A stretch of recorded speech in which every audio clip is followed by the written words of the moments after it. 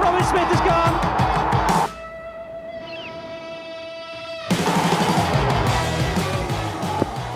Oh, that's very close first ball. And that's exactly the start that Curtly Ambrose and Richard Richardson would really have dreamed of. Curtly Ambrose absolutely dead on target. The first ball of England's second innings. And Michael Atherton is going to do nothing more for the rest of this game than watch.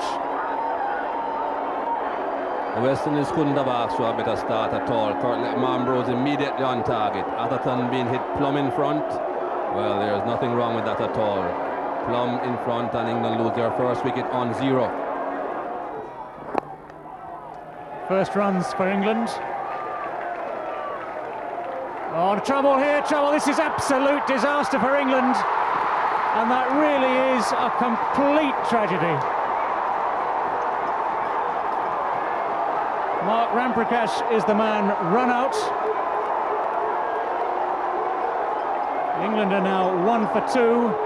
And as Mark Ramprakash came back for a second run there to take on Courtney Walsh's arm, we'll have a look at this in a moment. He found himself with Curtly Ambrose blocking his way, changed his mind. That was where the indecision came in. Tucked away to long leg. Courtney Walsh has 15 yards to his left to make. Ramprakash turns, hesitates. Curtly Ambrose in the middle of the wicket there. Alex Stewart has come. And although the throw is 2 yards off target, that was the result.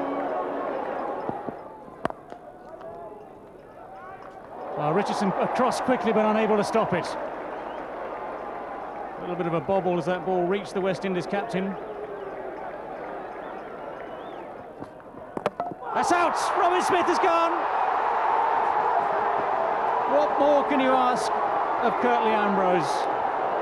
If ever you've got a crisis, send for Curtly, and that's the end of the crisis. Robin Smith comprehensively beaten as he played forward. England in complete disarray. Well, Curtly Ambrose, a great fast bowler for the West Indies, has done it again. I've seen Robin Smith get bowled for the second time now in this series on the forward defensive.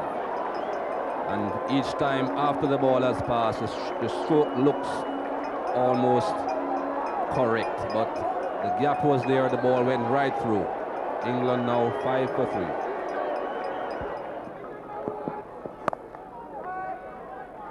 Well, that's past Keith Atherton, and that'll run away for 4. It's a nice shot from Graham Hick, nicely timed.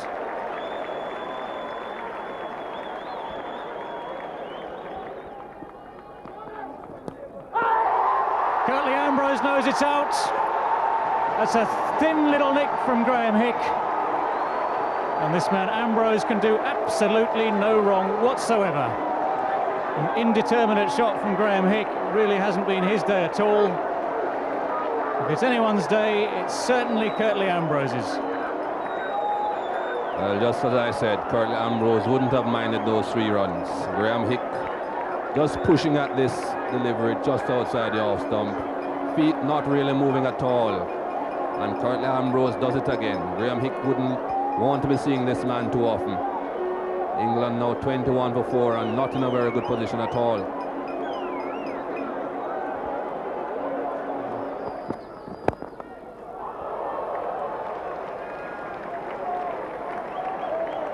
It's going to be into the boundary.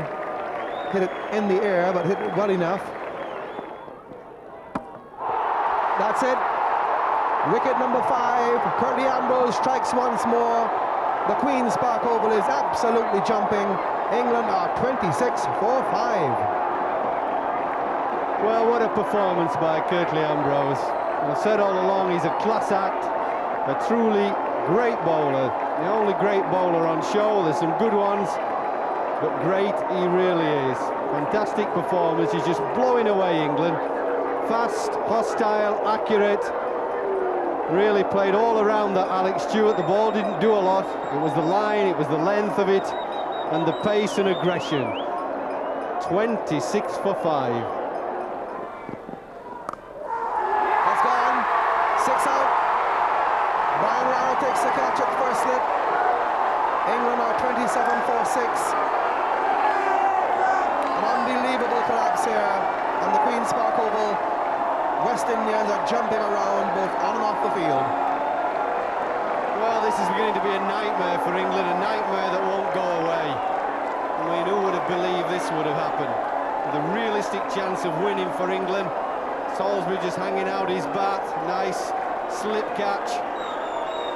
And the West Indies bowlers just blowing England away. Shot. Flicked it away off the legs. He's going to go for 4. Much later on.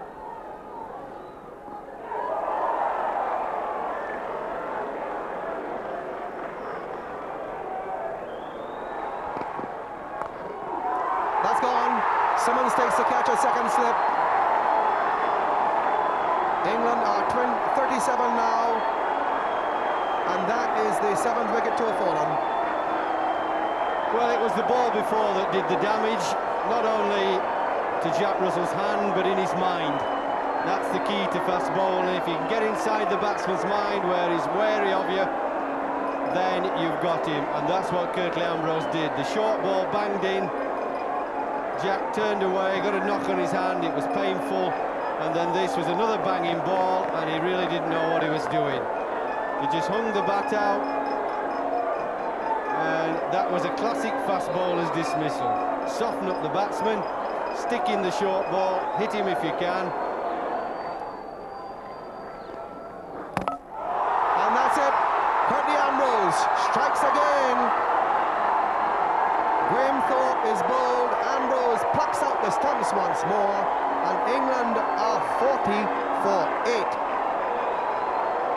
Well, that scoreboard 40 for 8 is just unbelievable. I mean, I've been saying all along in Guyana and here in Trinidad, these sort of pitches where the ball keeps low, if you play back often enough, you play back at your peril. Sooner or later, you're going to get a lowish ball. And when you get a low ball at pace, like Ambrose has been bowling and Walsh, then you're in big, big trouble. You see, halfway up the stump, he's been softened up by Courtney Walsh, really, as young Graham Thorpe. He's had a real baptism of fire, and eventually succumbed at the other end to Ambrose, because it's his day. He's been the man. That's in the air, and it's gone down towards finding Ambrose down there, and they'll come back for the second. So England have moved to 44. So that brings England at least level with their previous lowest score of 45. That's gone. Comfortable catch, catching practice. Brian Lara takes it with no bother whatever. England are 45 for 9 with Caddick going for 1. Well, it wasn't a particularly distinguished shot, just flailing at the ball outside off stump. Once you hang your bat out like that, it's the sort of thing where players on a morning give each other slip catching, and that's what it was.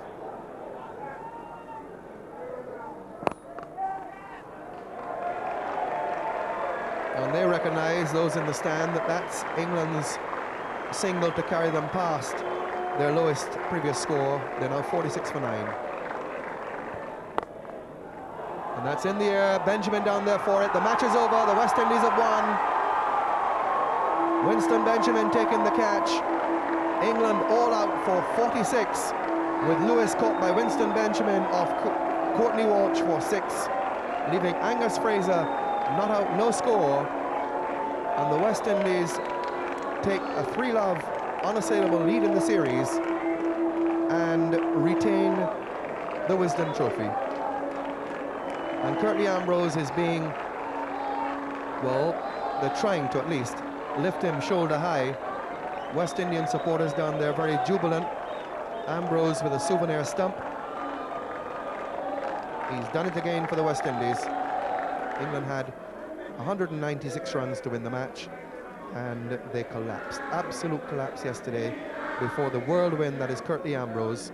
He took 6 of the 8 wickets to fall yesterday for 40, and this morning England adding only 6 runs and just barely getting over the further ignominy of falling for their lowest ever score in Test cricket.